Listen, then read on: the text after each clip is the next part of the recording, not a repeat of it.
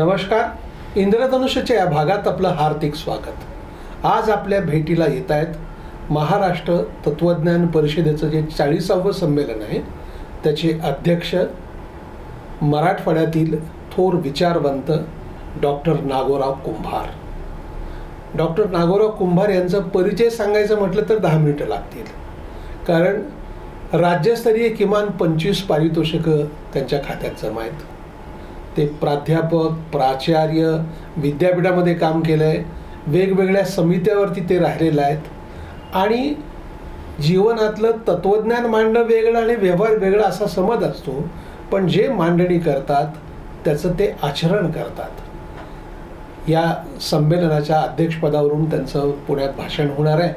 3 दिवसाचं ते संमेलन असणार आहे. आपण थेट जरा सरांशी गप्पा मारूया आणि तत्वज्ञान आणि व्यवहार काय आहे हे जरा समजून घेऊया. सर नमस्कार. नमस्कार. तत्वज्ञान हा विषय तुमचा अगदी शिकत असता तेव्हापासूनचा आवडीचा. 41 वर्ष ह्या विषयामध्ये तुम्ही बोलतायत, महाराष्ट्रभर व्याख्यानाला जात आहे, तत्वज्ञान परिषदेचे तुम्ही कार्याध्यक्ष राहिलात आणि आता संमेलनाचे तुम्ही अध्यक्ष आहात. तर माझ्यासारख्याच्या मनात प्रश्न आला की आजकाल समाजामध्ये असं म्हटलं जातं, एक बस करा बोलणं, तत्वज्ञान वेगळं असते आणि व्यवहार वेगळा असतो असं सांगतात. त्याबद्दल आपल्याला काय वाटतं सर? प्रथमतः मी आपलं अतिशय मनातून आभार व्यक्त करतो, कारण तुम्ही मला माझ्या आवडत्या विषयावर संवाद साधण्याची संधी उपलब्ध करून दिली. खरं म्हणजे तुम्ही उपस्थित केलेला प्रश्न अतिशय महत्त्वाचा आहे. परंतु मी एक सांगतो की मानवी जीवनामध्ये तत्वज्ञान हा एक अविभाज्य अशा स्वरूपाचा अंग आहे. खरं तर ते मानवी जीवनाचा पायाच आहे. तत्वज्ञान, तात्विक दृष्टिकोन याच्याकडे जर आपण दुर्लक्ष केलो तर एकंदरच मानवजातीचं, समाजाचं, आपल्या राष्ट्राचं नुकसान होऊ शकतं. याचं कारण असं आहे, डॉक्टर सुरेंद्र बारलिंगे हे जागतिक कीर्तीचे महाराष्ट्रातील तत्ववेत्ते होते. त्यांनी मद्रासमध्ये ऑल इंडियन फिलॉसॉफिकल काँग्रेसचं अधिवेशन झालं आणि त्याचे ते अध्यक्ष होते. त्या अध्यक्षपदावरून त्यांनी एक विचार असं मांडला की lack of the philosophical पर्स्पेक्टिव्स create the problems and crisis. तात्विक दृष्टिकोनाचा अभाव जर समाजामध्ये असेल तर अनेक आव्हानं, अनेक समस्या, अनेक सामाजिक रोग उद्भवतात. आणि म्हणून मानवी जर क्रायसिसवर, आव्हानावर मात करायचं असेल तर समाजाला सुस्पष्ट तात्विक दृष्टी असणं अतिशय आवश्यक आहे. योगायोगानं म्हणा किंवा तत्वज्ञान हा जो विषय याच्याकडे समाजाचं आणि शासनाचं दुर्लक्ष झालं. दुर्दैवानं देशातले सगळे व्हाईस चान्सलर आणि शिक्षणतज्ञ सुद्धा जे अतिशय महत्त्वाचा विषय आहे त्या विषयाकडे जेवढं गांभीर्यानं पाहिलं पाहिजे ते पाहिलं जात नाही. मी 2 मुद्दे आपल्यासमोर मांडू इच्छितो. एक तर तत्वज्ञान म्हणजे काय हे नीट समजून घेतलं पाहिजे आणि तत्वज्ञानाचं मूल्य काय आहे मानवी जीवनामध्ये तेही नीट समजून घेतलं पाहिजे. तत्पूर्वी तत्वज्ञानाविषयी खूप गैरसमज आहेत. त्याच्यातलं तुम्ही जेव्हा मला प्रश्न विचारलात की सर तत्वज्ञानाचा व्यवहारात काय उपयोग आहे, असा प्रश्न सतत विचारला जातो तत्वज्ञानाबद्दल. दुसरं म्हटलं जातं की तत्वज्ञान हा निरुपद्री विषय आहे पण निरुपयोगी आहे, की तत्वज्ञान हे खरं तर घटपट चर्चा आहे, तो एक अमूर्त संकल्पनाचा खेळ आहे. तत्वज्ञानाचा व्यवहारात, जीवनात काहीच उपयोग नाही अशा स्वरूपाची खूप गैरसमज पालकामध्ये, विद्यार्थ्यामध्ये, नागरिकामध्ये आहेत. त्याच्यामध्ये हे गैरसमज थोडं दूर होण्याची आवश्यकता आहे. ब्रिटिश फिलॉसॉफर रसेलनी एक जागतिक कीर्तीचं पुस्तक लिहिलं, प्रॉब्लेम्स ऑफ फिलॉसॉफी. जगातल्या सगळ्या विद्यापीठामध्ये तत्वज्ञानासाठी एक क्रमिक पुस्तक आहे. 36 आवृत्त्या निघालेल्या छोटीच पुस्तक आहे आणि त्या ग्रंथाच्या शेवटी त्यांनी एक चॅप्टर लिहिलेलं आहे, व्हॅल्यू ऑफ फिलॉसॉफी. त्याच्यात ते असं सांगतायत की तत्त्वज्ञानाविषयी जे गैरसमज निर्माण झालेत त्याची मुख्य 2 कारणं आहेत. एक कारण असं की जीवनाचं आपल्या काय ध्येय असलं पाहिजे याच्याबद्दल लोक अनभिज्ञ असतात. आणि दुसरं कारण की फिलॉसॉफी आणि फिलॉसॉफर हे काय काम करतात याच्याविषयीचं अज्ञान. ह्या 2 कारणामुळं की फिलॉसॉफी ही युजलेस आहे. फिलॉसॉफी म्हणजे अंधाऱ्या रात्री अंधाऱ्या खोलीत आंधळ्याने आंधळं मांजर शोधावं असं जे टिंगलटावळी केली जाते, मला असं वाटतं की तत्त्वज्ञानाचं स्वरूप आणि त्याची भूमिका नीट समजून न घेतल्यामुळं होतं. मग काय तत्त्वज्ञान? खरं तर त्याला थोडं आम्ही जबाबदार आहोत. अतिशय सुलभ भाषेमध्ये ह्या तात्विक संकल्पना लोकांपर्यंत पोहोचायला पाहिजेत. पारिभाषिक शब्द, बोजड शब्द, दुर्बोध शैलीनं जर तुम्ही तात्विक विचार मांडत असताल तर ते लोकांना साहजिकच आहे असं वाटतं किंवा हे फारच अवघड विषय आहे, ते कठीण विषय आहे. ते ज्यांची प्रज्ञा आणि प्रतिभा उच्च प्रतीची आहे त्यांनीच ते अभ्यासावं अशा स्वरूपाचं ते लोकांना वाटतं आणि ते लोक बोलतात. हे सगळे गैरसमज जर दूर करायचे असतील तर मला असं वाटतं की साधी गोष्ट अशी आहे की तत्त्वज्ञान म्हणजे काय हे पहिल्यांदा नीट समजून घेतलं पाहिजे. खरं तर फार सोपं आहे असं माझं मत आहे. सोप्या भाषेत मांडता येतं ही माझं मत आहे. मी कधीही बोलताना विद्यार्थ्याशी किंवा कुठंही मला वाटतं सोप्या भाषेत बोलतो मी. तर असं म्हणतात की डॉक्टर राधाकृष्णन, महात्मा गांधी आणि रसेल हे तिघं फार सोप्या भाषेत तत्त्वज्ञान मांडतात आणि ती खरी आहे. तर हे जे काही तत्त्वज्ञान आहे याचं शब्दशः अर्थ असा आहे. तत्त्वज्ञानाला इंग्रजीमध्ये आपण फिलॉसॉफी हा प्रतिशब्द वापरतो. फिलॉसॉफी हा शब्द फिलॉस आणि सोफिया या 2 लॅटिन शब्दापासून बनलेला आहे. फिलॉस म्हणजे ज्ञान आणि सोफिया म्हणजे प्रेम. खरं तर ही ग्रीक कन्सेप्ट आहे पण ती जगातलीच कन्सेप्ट आहे. तर तत्त्वज्ञान म्हणजे ज्ञानावर प्रेम हे खरं तर तत्त्वज्ञानाचा मुख्य गाभा आहे, हा मुख्य अर्थ आहे. तत्त्वज्ञान म्हणजे सत्यावरचं प्रेम. सत्य आणि ज्ञान हे जीवनाचे आधारमूल्य आहेत आणि या 2 मूल्यांचं सशक्तीकरण करणं ही 2 मूल्यांचं अभिसरण करणं, या 2 मूल्यांची सतत मानवजातीला आठवण करून देणं हे ऐतिहासिक काम तत्त्वज्ञान करत असतं. आणि म्हणून तत्त्वज्ञानाचा एक अर्थ असा की तत्त्वज्ञान म्हणजे ज्ञान आणि सत्यावरचं प्रेम. दुसरा अर्थ काय तत्त्वज्ञानाचा? तत्त्वज्ञान म्हणजे कोणत्याही प्रश्नाच्या मुळात जाऊन त्यावर भाष्य करणं, त्याची समीक्षा करणं आणि अभ्यास करणं. किती साधी गोष्ट आहे की गो टू द रूट. तेव्हा तुम्हाला जीवनातली जी कॉम्प्लेक्सिटी आहे त्याचा उलगडा होऊ शकतो, नाही तर होऊ शकणार नाही. उदाहरणार्थ कार्ल मार्क्सच्या समोर एक प्रश्न होता, व्हाय पॉवर्टी इन द वर्ल्ड? या जगामध्ये दारिद्र्य का आहे, विषमता का आहे, शोषण काय? वैचारिक मतभेद असू शकते पण त्याची जी फिलॉसॉफिकल इन्साईट आहे ती मी सांगतो. तर या प्रश्नाचं भाष्य करण्यासाठी त्या माणसाने आयुष्याची 40 वर्ष ज्ञानसाधना केली. इंग्लंडच्या ब्रिटिश म्युझियम लायब्ररी जी आहे तिथल्या ग्रंथपालाने असं लिहिलं की कार्ल मार्क्स एवढं वाचत होता की माझ्या ग्रंथालयामध्ये सोशिओलॉजी, पॉलिटिकल सायन्स, फिलॉसॉफी याच्यावर जे सगळे पुस्तकं असतील त्याच्यावर कार्ल मार्क्स त्या कार्डवर नसेल असं एकही पुस्तक सापडलं. एवढं त्याचं ते व्यासन होतं. एवढी 40 वर्ष ज्ञानसाधना केल्यानंतर तो रूटला गेला, दारिद्र्य, विषमता, शोषण, आणि त्याच्या असं लक्षात आलं. मग ते कम्युनिस्ट मॅनिफेस्टो असेल, दास कॅपिटलचे 2 खंड असतील, इकॉनॉमिक मॅन्युस्क्रिप्ट ते असेल, किंवा जर्मन आयडिओलॉजी असेल, किंवा त्याचं सगळं कलेक्टेड वर्क असेल. याच्यात मग हे सगळं जेव्हा वाचतो तेव्हा आपल्या असं लक्षात येतं की हा मुळात जाऊन काहीतरी मानवी या प्रश्नांची मांडणी करतो. आणि मग त्यांनी एक मुद्दा मांडला, right to the private property is the basic cause of the exploitation, inequality, poverty. आता हे जे मुळात जाऊन भाष्य करणं त्याला तत्वज्ञान म्हणतात. सर तुम्ही आता जे म्हणाला ते तत्वज्ञान म्हणजे सोपी भाषा आहे, सोपं. ज्ञान हो. आणि प्रेम, बरोबर आहे. हो.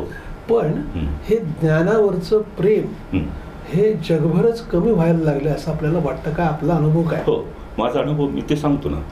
तर माझा अनुभव असा आहे की नाही, हा मुद्दा मी अगोदर पहिल्यांदा पूर्ण करतो की तत्वज्ञानामध्ये गेल्या 3,000 वर्षाची जर वाटचाल पाहिली ईस्ट अँड वेस्ट फिलॉसॉफीची, तर मी 5 वाक्यात सांगेन की गेल्या 3,000 वर्षामध्ये तत्वज्ञानाचा अर्थ हा कसा विकसित झाला.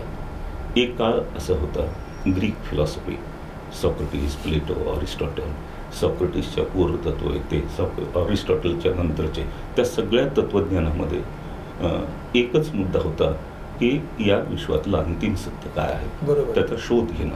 आणि हे 300-400 वर्ष या संकल्पनेच्या भोवती तत्वज्ञान होत होतं. त्याच्यानंतर केंद्र बदललं. नंतर तत्वज्ञान म्हणजे फिलॉसॉफी ही क्रिटिक असते, ती एक चिकित्सा असते, आणि म्हणून पहिल्यांदा सत्याची चिकित्सा करण्यात आली, अल्टिमेट ट्रूथ. नंतर काय झालं की केंद्र बदललं आणि ह्युमन ज्याचं लाईक, आता मी तुम्हाला सांगेन ते पुन्हा, की ज्ञानाची चिकित्सा म्हणजे तत्वज्ञान ही व्याख्या आली.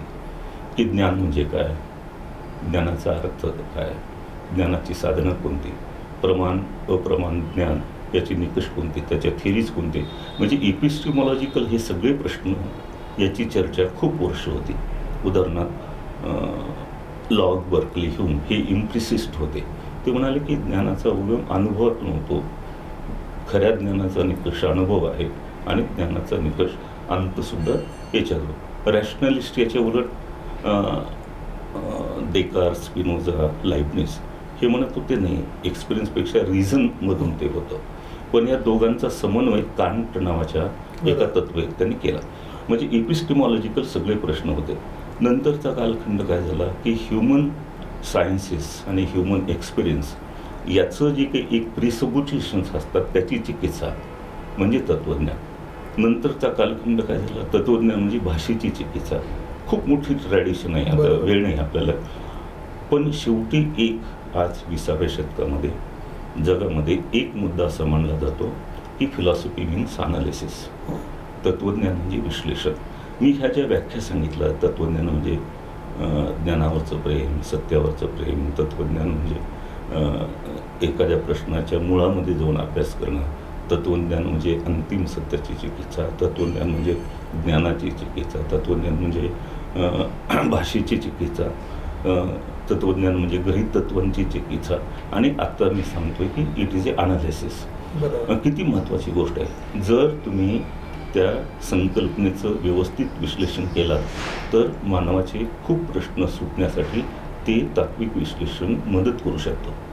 आणि ते एक विश्लेषण, उदाहरण सांगतो, कन्सेप्ट ऑफ जस्टिस. न्याय म्हणजे काय, समजा या संकल्पनेचं आपण विश्लेषण केलं. विश्लेषण करणं म्हणजे कसं, कांदा असतो, त्या कांद्याचे पापोदळे काढतात, तसं त्या संकल्पनेचे अनेक कंपोनंट्स असतात, अनेक घटक असतात, ते असं उलगडून दाखवणं म्हणजे विश्लेषण.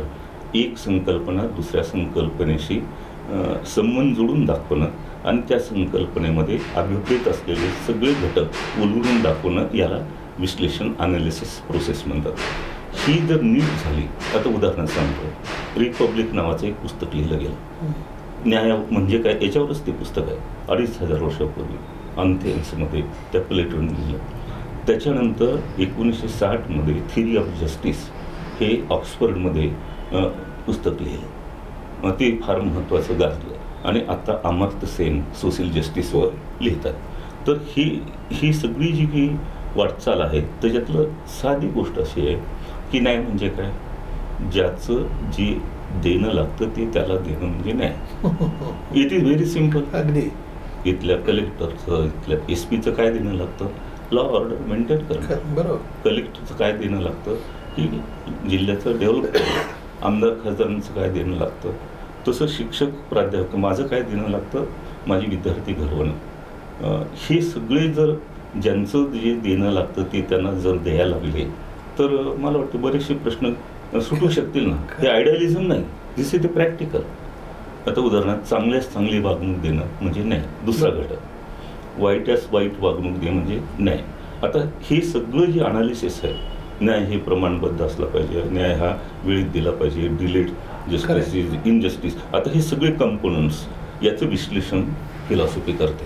आता तुमचा जो प्रश्न होता तो प्रश्न असा की ज्ञानाविषयीचं प्रेम हे कमी व्हायला का, तर त्याचं मला असं वाटतं की हे खरं आहे की ज्ञानापासून थोडं आपण दूर जातो, परंतु ही सत्य आहे की ज्ञानाशिवाय मानवजातीला तरुणोपाय नाही.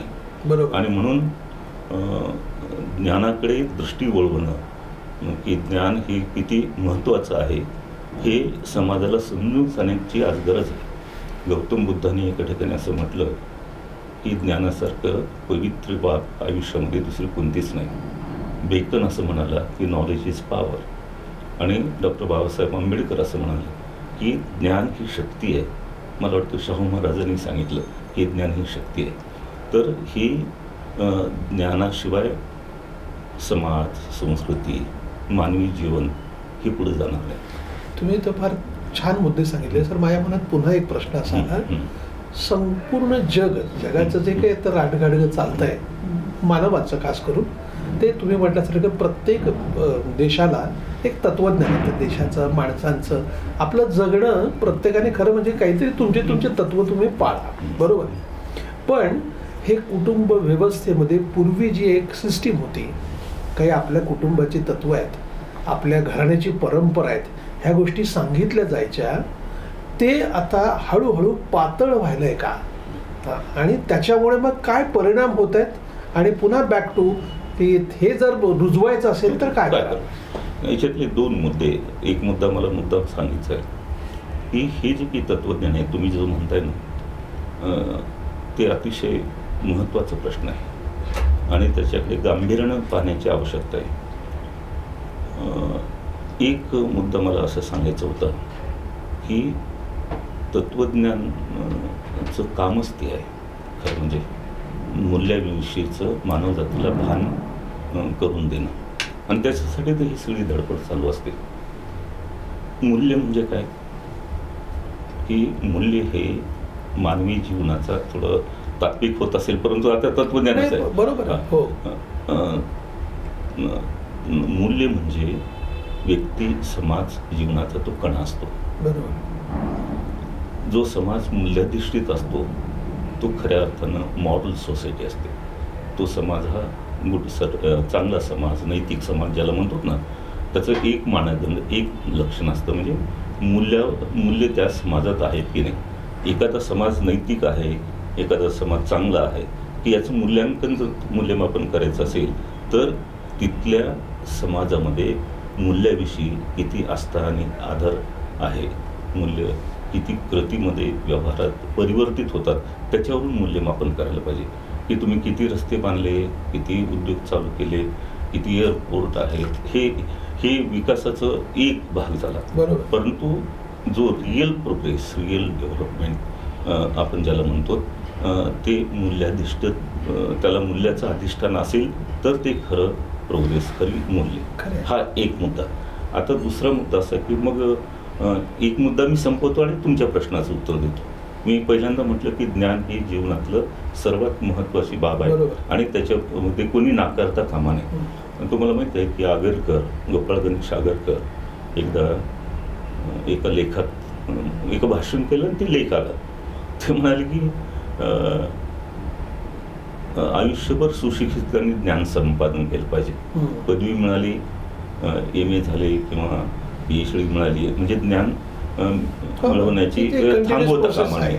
तर त्यांनी सांगितलं की ज्ञानाची 4 साधनं असतात आणि त्या 4 साधनाचा मला असं वाटतं सगळ्यांनी आपण वापर जर केला तर ज्ञान आपण संपादन करू शकतो.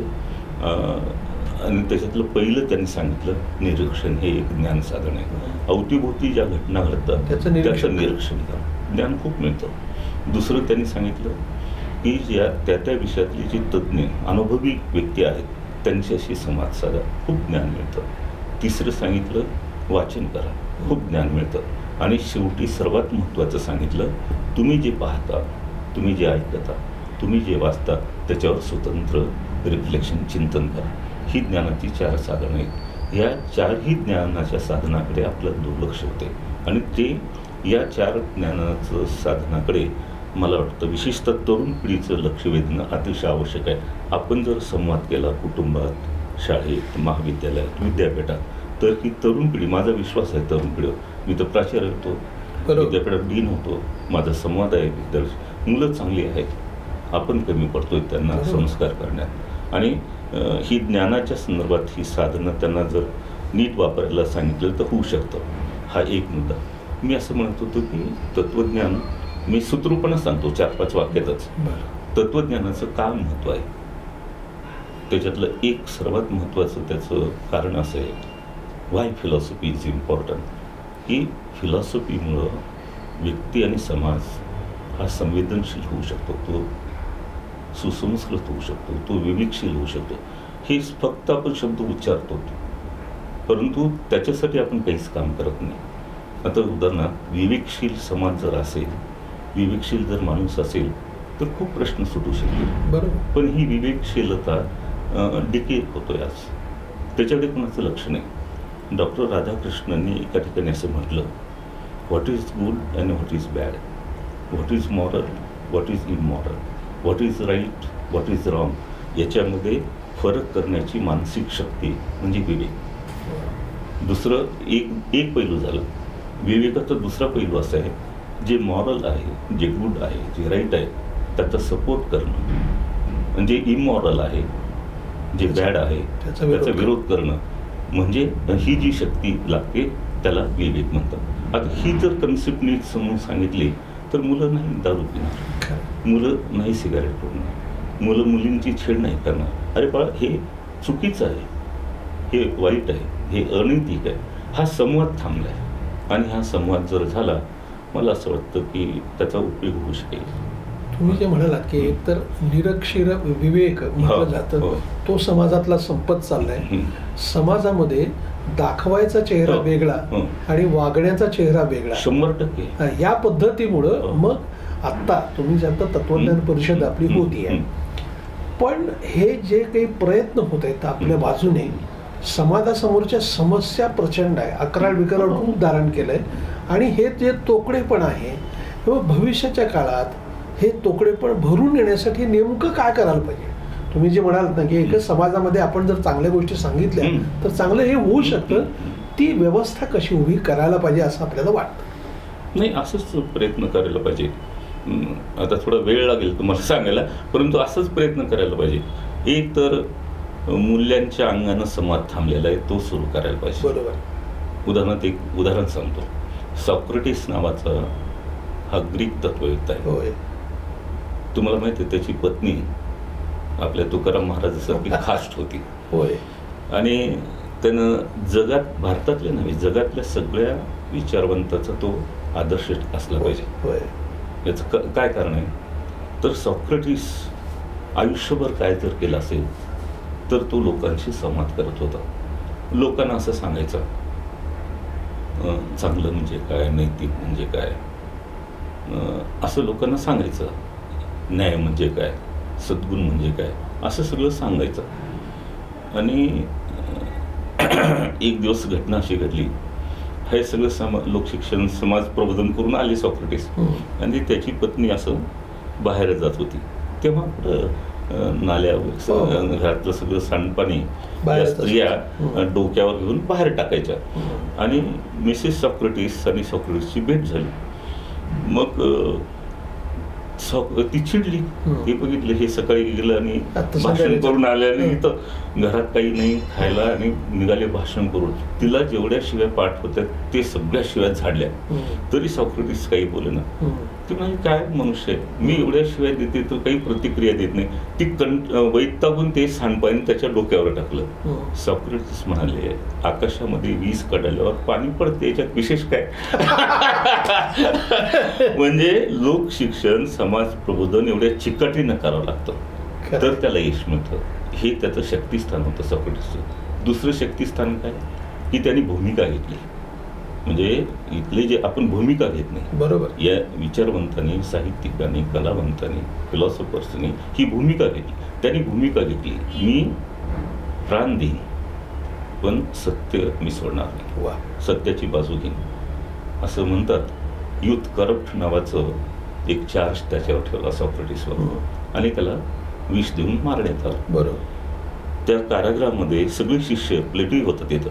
ते म्हणाले, सर तुम्ही आमच्यासाठी फार वैचारिक ठेवा आहात, तुम्ही पळून जावं असं आम्हाला वाटतं. ते म्हणाले, नाही जाणार.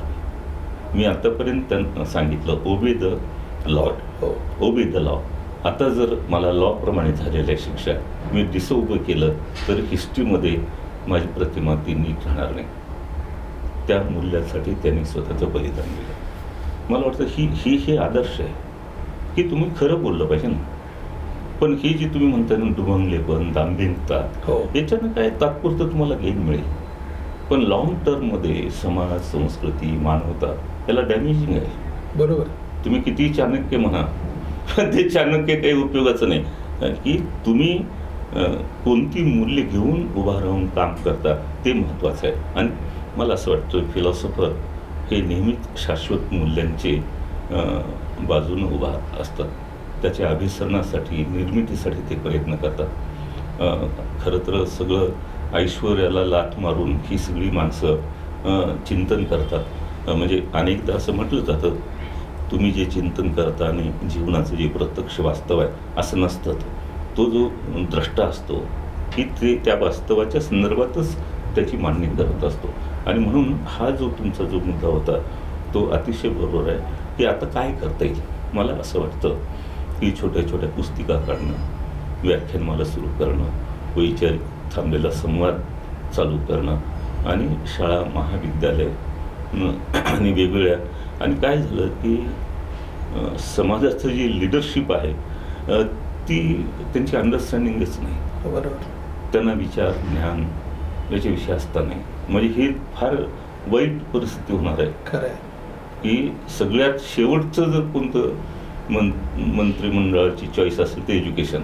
म्हणजे याच्यापेक्षा वाईट काय असू शकतं सांगा. की जे अतिशय महत्त्वाचं आहे, ज्याच्यातून माणूस घडतो, ज्याच्यातून समाज घडतो. जर्मनच्या एका चान्सलरला निवडून आल्यावर असं विचारलं पत्रकारांनी, what will be the your first preference. तो म्हणाला एज्युकेशन. पत्रकारांनी परत सेकंड, तो म्हणाला एज्युकेशन. आणि ते म्हणाला थर्ड अँड लास्ट एज्युकेशन. बघा, मला असं वाटतं की नेतृत्वाने सुद्धा समाज घडवण्याचं एक भूमिका पार पाडली पाहिजे. आणि हजारो लाखो कोटी तुम्ही खर्च करताय, परंतु ग्रंथालयामध्ये साठी कोणी करत नाही. हजारो लाखो कोटी तुम्ही खर्च करताय, रिसर्च संस्था तुम्ही काही काढत नाही. मग कसा घडेल ज्ञान, कसं होईल.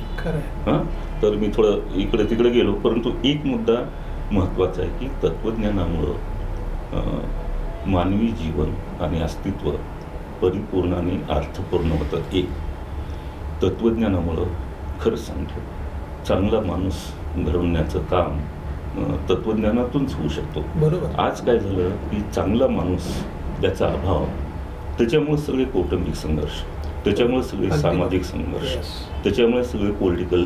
एक चांगला माणूस असू द्यावर एक उदाहरण सांगू का? संपलं ते तुम्ही कट करा. मी एक उदाहरण सांगतो. अटल बिहारी वाजपेयीचं आणि नेहरूंचं. अटल बिहारी वाजपेयी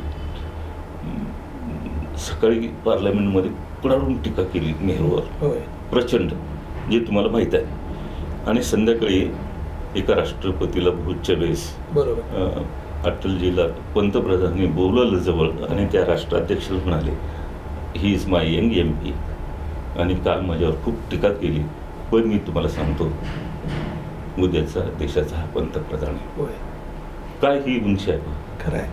हे चांगल्या माणसाचंच लक्षण आहे. अगदी अगदी खरं आहे. नेहरूचं चांगलपणा तसंच अटलजींचा. ते म्हणाले की मी आज जे जिवंत आहे ते राजीव गांधीमुळे, त्यांनी मला पाठवलं, उपचार केले.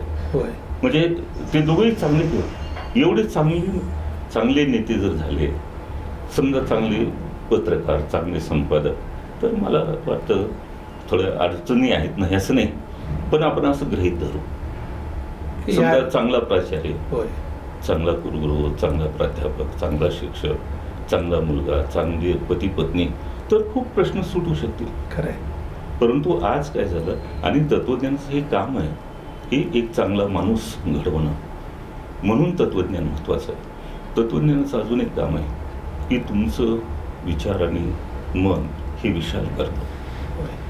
तत्वज्ञान नीट समजून घेतलं तर पूर्वग्रही प्रिज्युडिसेस कमी होते, त्याचं विसर्जन होतं, तुमच्यामध्ये एक वस्तुनिष्ठता येते.